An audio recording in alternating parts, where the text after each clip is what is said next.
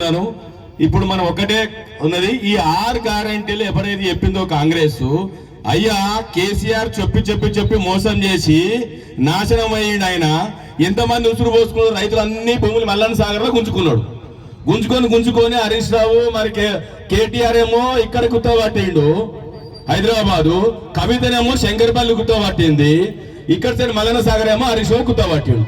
అందరు గుంజుకొని మొత్తం జిల్లాల వ్యాప్తంగా ఓట్లు పడకుండా చేసుకున్నారు. ఎందుకంటే వీళ్ళ భూములు గుంజుకోరు కాబట్టి. అదే హైదరాబాద్ వీళ్ళకి ఎందుకు ఓట్లు పడ్డాయంటే ఇక్కడ సిటీలో మాయమాడాలి చెప్పి అప్పుడు పబ్బం గడుపుకునేలు.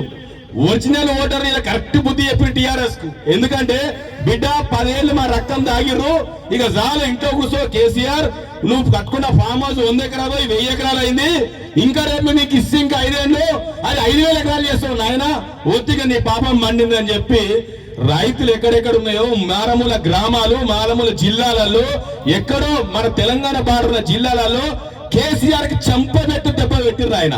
ఇప్పుడు అదే పరిస్థితి మన రేవంత్ రెడ్డి గారు, మీరు ఏదైతే చెప్పారు రెడ్డి అయ్యా ముఖ్యమంత్రి గారు, మీరు ఏమైతే 6 గ్యారెంటీలు ఇచ్చిర్రో 6 గ్యారెంటీ అమలయ్యేదాకా మా బీజేపీ పార్టీ మెడలో ఉంచి నీతో పక్క వర్క్ చేపిస్తాం అయ్యా, నిన్ను వదిలిపెట్టు, లేదంటే రాబోయే రోజులలో మా ప్రభుత్వం వస్తున్నది బిడ్డ.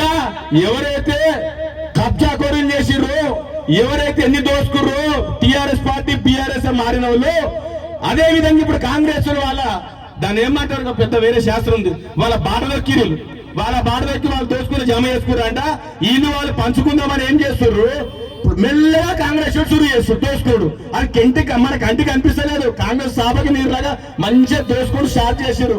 సంవత్సరం పాలన అన్నారు, సంవత్సరంలో దోసుడు స్టార్ట్ అయిందయ్యా, ఇంకా 4 ఏళ్ళు నాకు చాలు ఉన్నట్టు ఆయన మంచిగా రేవంత్ రెడ్డి చెప్తుండు. ప్రజలు నాకు 5 ఏళ్ళు ఇచ్చారు, 1 సంవత్సరం అయిందట, ఇంకా 4 ఏళ్ళు నేను కూడా కేసీఆర్ మించి దోసుకుంటా, ఎవరికి వదిలిపెట్టామని చెప్తున్నాడు మంచిగా రేవంత్ రెడ్డి సాబ్.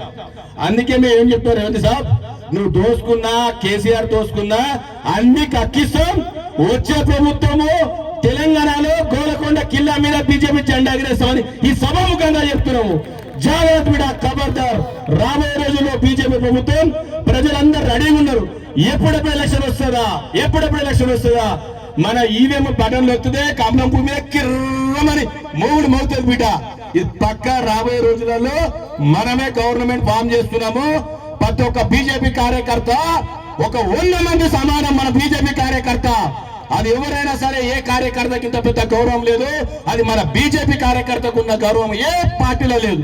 ఎందుకంటే మన బీజేపీ ఉన్న కార్యకర్త ఎవరైనా సరే అవతల వ్యక్తి 100 మంది సమానం చెప్పే కార్యకర్త మన బీజేపీ పార్టీలో ఉన్నాడు. కాబట్టి ఇది ఎప్పుడైనా సరే ఇంకా రాబోయే రోజులలో ఆ పార్టీకి ఈ పార్టీకి ఆ పార్టీకి అన్ని ప్రజలు చూసిర్రు. ఇప్పుడు వచ్చే ప్రభుత్వం మనదే. అందరి కార్యకర్తలు సిద్ధంగా ఉండండి అయ్యా, మన పరిపాలన వస్తున్నదే, మనం 100% గవర్నమెంట్ ఫామ్ చేస్తున్నాం. బోలో భారత్ మాతాకి. ఈ అవకాశం ఇచ్చే పెద్దలందరూ